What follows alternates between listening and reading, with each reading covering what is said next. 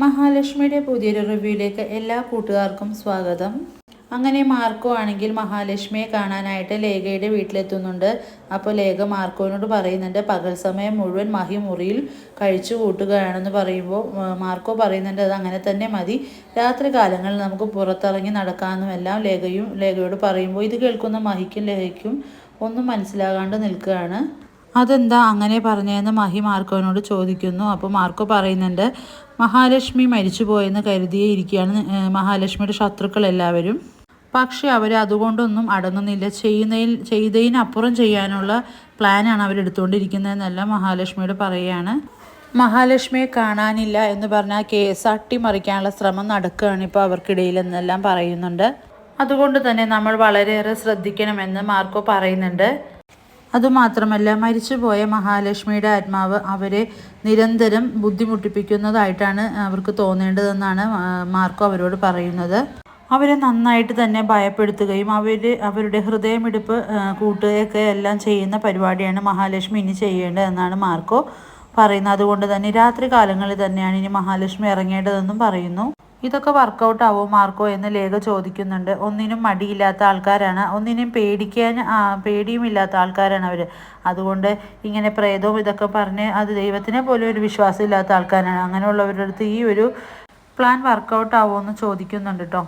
ഇത് കേൾക്കുന്ന മാർക്കോ പറയുന്നുണ്ട് അവർക്ക് വിശ്വാസമാകുന്ന രീതിയിൽ തന്നെയാണ് ഞാൻ ഓരോ കാര്യങ്ങളും അറേഞ്ച് ചെയ്തിരിക്കുന്നതെന്ന്. ഇത് കേൾക്കുന്ന മഹാലക്ഷ്മി പറയുന്നുണ്ട് എൻ്റെയും എൻ്റെ കണ്ണേട്ടൻ്റെയും ജീവൻ രക്ഷിച്ച മാർക്കോ എന്ത് പറഞ്ഞാലും ഞാൻ എന്നെക്കൊണ്ടാവുന്ന സഹായം ചെയ്തു തരുമെന്ന് തീർത്ത് പറയാൻ കേട്ടോ. പിന്നീട് കാണിക്കുന്നത് മോഹിനിയാണ്. മോഹിനിയാണെങ്കിൽ വീണ്ടും മഹാലക്ഷ്മിയെ വിളിക്കാനായിട്ട് ശ്രമിക്കുന്നുണ്ട്. പക്ഷെ വിളിച്ചിട്ടൊന്നും കിട്ടുന്നില്ല. പക്ഷെ ഇതെല്ലാം കാണുന്ന മുത്തശ്ശിയും അതുപോലെ പ്രതാപനും കരുണയെല്ലാം ചിരി അടക്കി പിടിച്ച് നിൽക്കുകയാണ് കേട്ടോ. അങ്ങനെ മോഹിനിക്ക് എന്തോ ഒരു സംശയം തോന്നുകയാണ്, എൻ്റെ മോൾക്ക് എന്തോ ഒരു ആപത്ത് സംഭവിച്ചിട്ടുണ്ടെന്ന് തോന്നുന്നുണ്ട്, അല്ലെങ്കിൽ അവൾ എന്നെ വിളിക്കാതിരിക്കില്ല എന്നെല്ലാം മോഹിനി ഇങ്ങനെ ആലോചിക്കുന്നു. എന്തായാലും എൻ്റെ മോൾക്ക് എന്തോ ഒരു ആപത്ത് സംഭവിച്ചിട്ടുണ്ടെന്നിങ്ങനെ മോഹിനീനെ വല്ലാതെ അലട്ടുകയാണ് കേട്ടോ. പിന്നീടാണെങ്കിൽ മേഘനാഥൻ പ്രതാപനെ വിളിക്കുന്നുണ്ട്. അങ്ങനെ പ്രതാപൻ മേഘനെ കാണാനായിട്ട് വരുന്നുണ്ട്. എന്നിട്ട് പറയുന്നുണ്ട് ഉണ്ണി എന്നെ ഫോണിൽ വിളിച്ചിരുന്നു, അവിടെ പോലീസെല്ലാം വന്നിരുന്നു എന്നാണ് കേൾക്കുന്നത്, അതുകൊണ്ട് തന്നെയാണ് ഇങ്ങോട്ട് വന്നാൽ മതിയെന്ന് മേഘൻ പ്രതാപനോട് പറയുന്നുണ്ട്. മാത്രമല്ല പ്രതാപൻ പറയുന്നുണ്ട് നമ്മളെല്ലാവരും ഒരു നിരീക്ഷണത്തിൻ്റെ വലയിലാണെന്ന് എനിക്കൊരു സംശയം തോന്നുന്നുണ്ടെന്ന് പറയുന്നുണ്ട് കേട്ടോ. അതുകൊണ്ട് തന്നെയാണ് ഇനി ഫോൺ സംഭാഷണമൊന്നും വേണ്ട, ഇനി കൂടിക്കാഴ്ച നേരിട്ട് തന്നെ ആയാൽ മതിയെന്ന് മേഘൻ പറയുന്നു.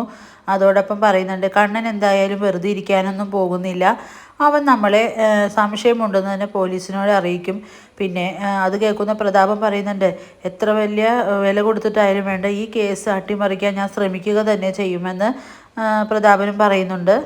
കാരണം വേറൊന്നുമല്ല, കുറേ നാളുകൾക്ക് ശേഷമാണ് എൻ്റെ കരുണമോൾ ഇത്രയേറെ സന്തോഷിച്ചൊന്ന് മനസ്സ് തുറന്ന് ചിരിച്ച് ഞാനൊന്ന് കാണുന്നത്. അതാണ് എൻ്റെ ഏറ്റവും വലിയ സന്തോഷം. അതിന് വേണ്ടിയിട്ട് ഞാൻ എന്തും ചെയ്യാൻ മടിക്കില്ല എന്ന് പ്രതാപൻ പറയുമ്പോൾ മേഘനും പറയുന്നുണ്ട് ശരി തന്നെ അങ്കിള് പറഞ്ഞത്, മനസ്സമാധാനമായിട്ട് ഒന്ന് ചിരിക്കാനും ഒന്ന് സമാധാനത്തോടെ ഇരിക്കാനും ഇപ്പോഴാണ് എനിക്കും പറ്റിയത്. ഇനി കേസ് അന്വേഷണം ഒന്ന് വഴിതിരിച്ചു വിട്ടാൽ പിന്നെ അതിൻ്റെ ടെൻഷനും ഒന്ന് മാറിയല്ലോ എന്ന് മേഘൻ പറയുന്നുണ്ട്.